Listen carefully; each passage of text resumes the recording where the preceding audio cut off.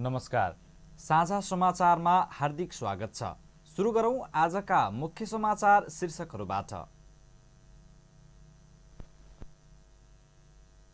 अब समाचार विस्तारमा। प्रधानमन्त्री केपी शर्मा ओलीको सिफारिसमा राष्ट्रपति विद्यादेवी भण्डारीले मध्यरातमा प्रतिनिधि सभा विघटन गरेपछि विपक्षी 5 दल सांसद विघटन विरुद्ध सर्वोच्च अदालत जाने भएका छन्।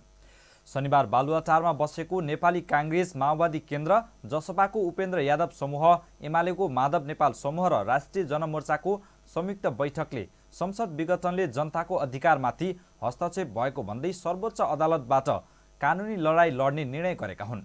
विपक्षी दलहरूले आइतबार राष्ट्रपति र प्रधानमन्त्रीको कदम विरुद्ध सर्वोच्च अदालत जाने र सम्मानित अदालतले जनताको अधिकारको पक्षमा फैसला गर्ने दाबी समेत गरेका छन्। प्रधानमन्त्रीको सिफारिसमा राष्ट्रपतिले संसद विघटन गरेपछि त्यसको विरोधमा प्रमुख 5 दलको राजधानी काठमाडौँमा बसेको बैठकले महामारीमा सबै राजनीतिक शक्ति र राष्ट्रलाई एकताबद्ध रूपमा अगाडि बढाउनु पर्नेमा जनप्रतिनिधि संस्थालाई विघटन गर्ने जस्तो गैर जिम्मेवार कार्य गरेको आरोप लगाएको छ। उनीहरूले निर्वाचन नगराउन र निरङ्कुश सत्ता लम्ब्याउनको लागि मात्र चुनावको घोषणा गरिएको उल्लेख गरेका छन्। नेपाली कांग्रेसका सभापति शेरबहादुर देउवाले संघीय लोकतान्त्रिक गणतन्त्र र नेपालको संविधानको रक्षाका लागि सबै लोकतन्त्रवादी शक्तिलाई एकजुट हुन आह्वान गर्नुभएको छ। उहाँले शनिबार वक्तव्य जारी गर्दै संघीय लोकतान्त्रिक गणतन्त्र र संविधानको रक्षार्थ राजनीतिक र न्यायिक लडाई लड्ने प्रतिबद्धता समेत व्यक्त गर्नुभएको छ। उहाँले एकपटक प्रतिनिधि सभाबाट विश्वासको मत लिन असफल भई संसद स्पष्ट अल्पमतमा परिसक्नु भएका र अर्को पटक बहुमत देखाउन नसक्ने स्वयं घोषणा गरिसक्नु भएका प्रधानमन्त्री केपी शर्मा ओलीलाई पुनः प्रधानमन्त्री नियुक्त गरिएकामा आपत्ति जनाउँदै संविधानको व्यवस्था र भावना अनुसार प्रधानमन्त्री ओलीले प्रधानमन्त्रीका लागि दाबी गर्न नसक्ने जिकिर गर्नुभएको छ। उहाँले त्यस्तो दाबीलाई स्वीकार गरी पुनः उहाँलाई नै प्रधानमन्त्री तोक्ने कार्य असंवैधानिक भएको आरोप लगाउनु भएको छ। राष्ट्रपति र प्रधानमन्त्रीले नेपालको संविधान समाप्त गर्न उद्धत रहेको आरोप पनि उहाँले लगाउनु भएको छ। पूर्व राजा ज्ञानेन्द्र शाहले शनिबार नेपाली जनताका नाममा सम्बोधन गर्दै महामारीको विषम परिस्थितिमा जनताको समस्यालाई थाती राखेर देशलाई दुर्घटनातर्फ धकेल्ने शासक र त्यसका लागि मतियारको अपराधलाई जनताले क्षमा नगर्ने प्रक्रिया दिनुभएको छ। उहाँले विश्व कोरोना महामारीको विषम परिस्थितिबाट गुज्रिरहेको बेला जनताको स्वास्थ्य जस्तो विषयलाई थाती राखेर सत्ता र शक्तिको बलमा स्वार्थका निम्ति देशलाई दुर्घटनातिर धकेलिएको आरोप लगाउनु भएको हो। उहाँले कोरोनाको विश्व महामारीको सङ्कटका बेला जनदायित्वबाट पन्सिनका लागि असामयिक राजनैतिक जालझेल सिर्जना गरी जनताको स्वास्थ्य जस्तो गम्भीर समस्यालाई थाती राखेर सत्ता र शक्तिको बलमा स्वार्थका निम्ति देशलाई दुर्घटनातर्फ धकेल्ने शासक र उनका मतियारको अपराधलाई जनताले स्वीकार नगर्ने जनाउनु भएको छ। कोरोना संक्रमण भएपछि नर्भिक अस्पतालमा उपचार गराइरहेका पूर्व राजा शाह अस्पतालबाट डिस्चार्ज भइसक्नु भएको छ। कोरोना संक्रमित हुनेहरूको संख्या स्थिर रहे पनि मृत्यु हुनेहरूको संख्या भने दैनिक घट्दै गएको छ। शुक्रबार 190 जनाको मृत्यु भएकोमा शनिबार मृत्यु संख्या तल झरेर 129 मा सीमित भएको छ। त्यसैगरी पछिल्लो 24 घण्टामा 8848 जना कोरोना भाइरस संक्रमण मुक्त भएका छन्। स्वास्थ्य तथा जनसङ्ख्या मन्त्रालयले सार्वजनिक गरेको विवरण अनुसार यो संख्या एकै दिन संक्रमण मुक्त हुने अहिलेसम्मकै धेरै संख्या हो। यसअघि शुक्रबार 7890 जना संक्रमण मुक्त भएका थिए। मन्त्रालयका अनुसार पछिल्लो 24 घण्टामा 8980 जनामा कोरोना भाइरस संक्रमण पुष्टि भएको छ। 19357 जनाको पीसीआर परीक्षणमा 8591 जना र 748 एन्टिजेन परीक्षणमा 389 जनामा संक्रमण पुष्टि भएको हो। पछिल्लो 24 घण्टामा प्रदेश 1 मा 1104, प्रदेश 2 मा 574, बागमती प्रदेशमा 3873, गण्डकीमा 369, लुम्बिनीमा 1032, कर्णालीमा 616 र सुदूरपश्चिम प्रदेशमा 1023 जनामा कोरोना संक्रमण पुष्टि भएको छ। स्वास्थ्य तथा जनसङ्ख्या मन्त्रालयका अनुसार 24 घण्टामा कैलालीमा 661, काभ्रेमा 525, सुर्खेतमा 353, झापामा 344, मोरङमा 325, रूपन्देहीमा 255 तथा मकवानपुर 187 जना संक्रमित थपिएका छन्। समाचारको सिलसिला जारी नै छ, पालो विश्रामको।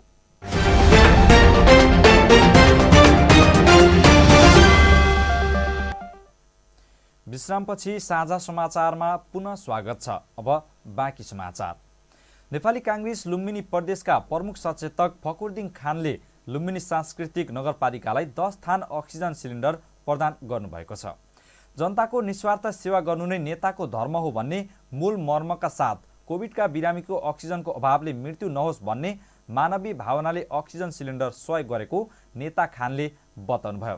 कांग्रेस नेता खानले ती सिलिन्डर लुम्बिनी सांस्कृतिक नगरपालिकाका प्रमुख मनमोहन चौधरीलाई हस्तान्तरण गर्नुभएको छ। उहाँले यसअघि पनि नगर क्षेत्रका जनतालाई कुनै पनि प्रकारको विपत्तिमा मानवीय सहयोग गर्दै आउनु भएको छ।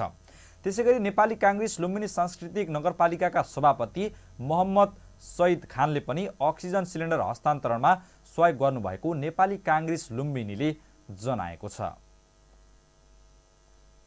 देश एकातिर कोरोना कहरले आक्रान्त भइरहेको छ।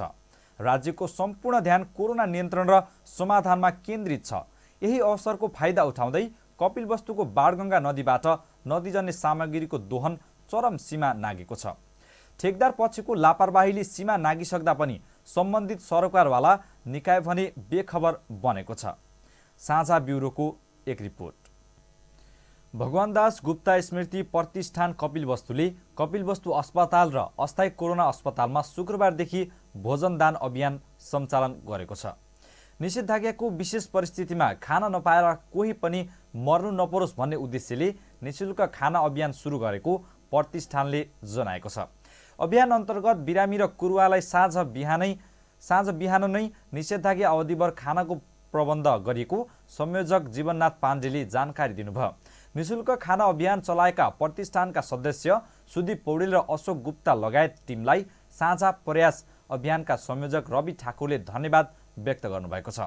त्यसैगरी कपिलवस्तु नगरपालिकाले लकडाउनले गर्दा खाना नपाएका बटुवा गरिब विपन्न मजदुरहरूलाई साँझ बिहानको खानाको समेत व्यवस्था गरेको नगरपालिकाले जनाएको छ। कोरोना संक्रमणको दोस्रो लहर सुरु भएसँगै लुम्बिनी प्रादेशिक अस्पताल बुटोलमा उपचारका लागि आउने गर्भवती महिलाको संख्यामा कमी आएको छ। पहिले दैनिक 50 देखि 100 जनासम्म गर्भवतीहरू बच्चा जन्माउन अस्पताल आउने गरेकोमा अहिले त्यो संख्या घटेर 10 देखि 15 मा झरेको छ। लुम्बिनी प्रादेशिक अस्पताल बुटोलका सूचना अधिकारी डाक्टर विष्णु गौतमका अनुसार दैनिक 15 देखि 20 जनाले मात्र अस्पतालमा बच्चा जन्माउने गरेका छन्।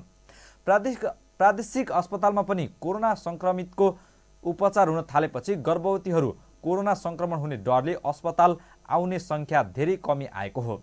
अस्पताल प्रशासनले पनि दोस्रो लहरको कोरोनाको जोखिम बढी भएपछि अस्पतालमा सुत्केरी हुने संख्यामा कमी आएको जनाएको हो। सामान्य समयमा दैनिक 50 देखि 100 जनासम्म प्रादेशिक अस्पतालमा सुत्केरी हुने गरेको थिए भने निषेधाज्ञा सुरु भएदेखि दैनिक 15 देखि 20 जनाले मात्र अस्पतालमा बच्चा जन्माउने गरेको डाक्टर गौतमले बताउनुभयो। त्यसैगरी प्रादेशिक अस्पताल बुटोलमा कोरोनाको दोस्रो लहर आएसँगै 24 जना संक्रमित गर्भवती अस्पतालमै सुत्केरी भएका छन्। अस्पतालका अनुसार 16 जनाले शल्यक्रियाबाट बच्चा जन्माएका छन् भने 8 जनाले नर्मल डेलिभरी भएको छ। समाचारको सिलसिला जारी नै छ, पालो विश्रामको।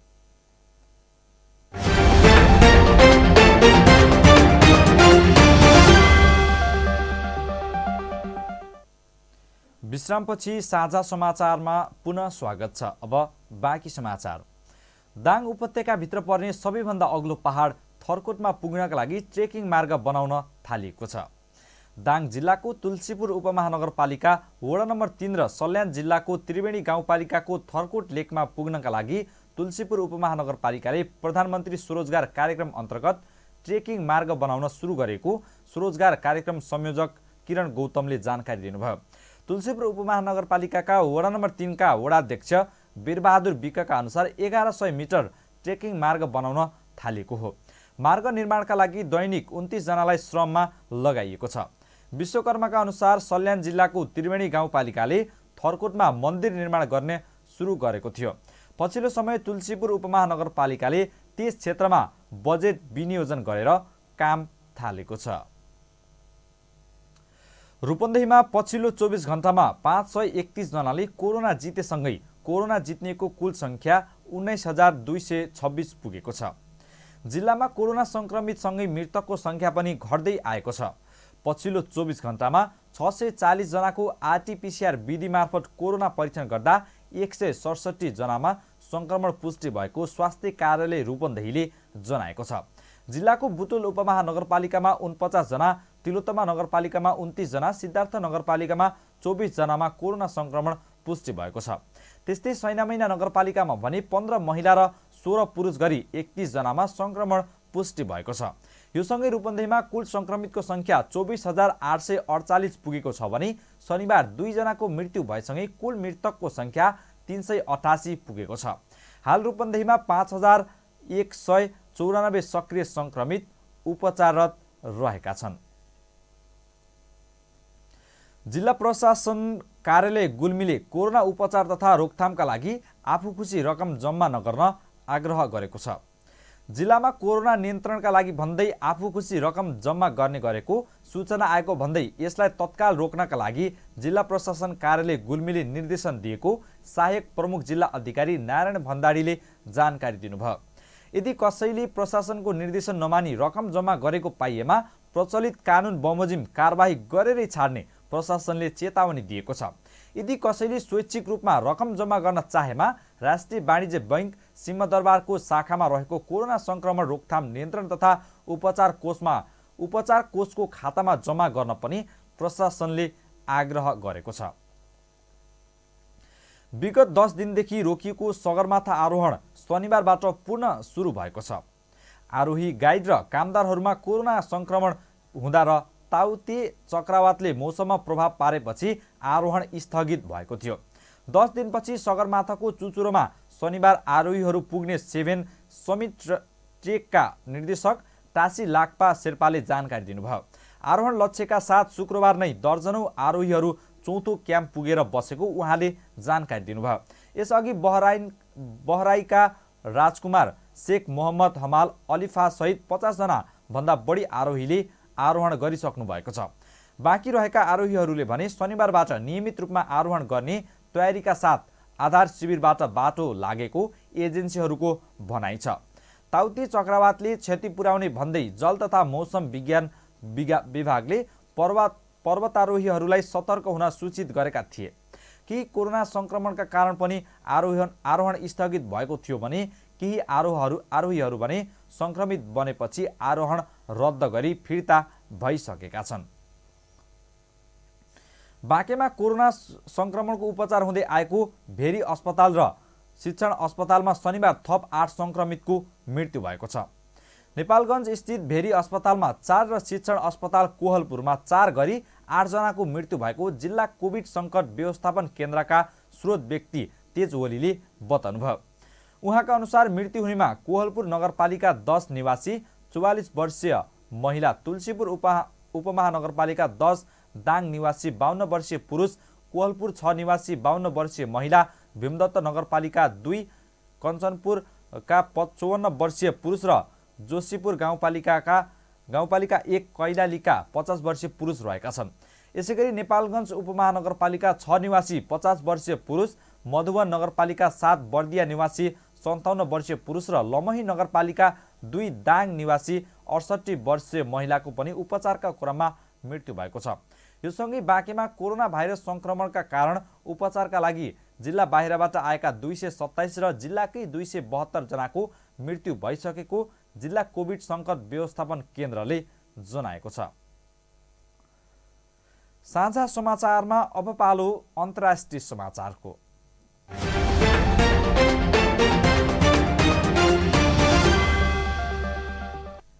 जापानको राजधानी टोकियोमा हुने तय भएको ओलम्पिक प्रतियोगिताको तयारी तीव्र रूपमा भइरहेको छ। अन्तर्राष्ट्रिय ओलम्पिक कमिटीका पूर्व उपाध्यक्ष तथा टोकियो ओलम्पिकका इन्चार्ज जोन कोर्ट्सले जापानका धेरै ठाउँमा सङ्कटका लागू भएको भए पनि ओलम्पिक प्रतियोगिताको तयारी तीव्र रूपमा भइरहेको शुक्रबार जानकारी दिनुभएको हो। अघिल्लो वर्षका लागि तय गरेको टोकियो ओलम्पिक कोरोना भाइरसको महामारीका कारण 1 वर्ष पछाडि सारिएको हो। प्रतियोगिता 1 वर्ष पछाडि सर्दा समेत महामारी कायमै रहे पनि प्रतियोगिता सञ्चालन गर्ने गरी अहिले तयारी भइरहेको हो। प्रतियोगिताको उद्घाटन हुन अब 2 महिना मात्रै बाँकी रहँदा पनि जापानका धेरै ठाउँमा कोरोना भाइरस नियन्त्रणका लागि सङ्कटकाल लगाइएको छ। जापानमा अहिले पनि कोरोना भाइरसबाट मृत्यु भएका र सङ्क्रमित भएकाहरूको सङ्ख्यामा वृद्धि हुँदै आएको अधिकारीहरूले जनाएका छन्। यिनी समाचारसँगै हामी समाचारको अन्त्यमा आइसकेका छौँ। अन्त्यमा मुख्य समाचार फेरि एकपटक।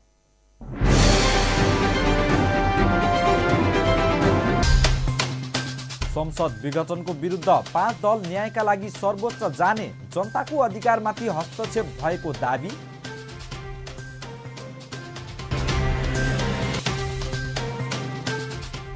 पूर्व राजा ज्ञानेन्द्र शाहद्वारा देशलाई दुर्घटनातर्फ धकेल्ने शासक र तिनका मतियारलाई जनताले क्षमा नगर्ने चेतावनी।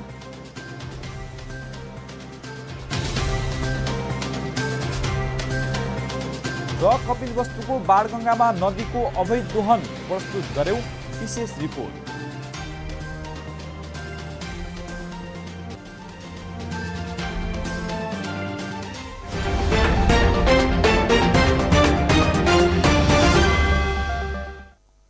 हवस् त, अहिलेका लागि साझा समाचार सकियो। अब हाम्रो भेट अर्को समाचार बुलेटिनमा हुनेछ। शान्ति र विकासका लागि तपाईँ हाम्रो एउटै भिजन साझा टेलिभिजन हेर्दै गर्नुहोस्।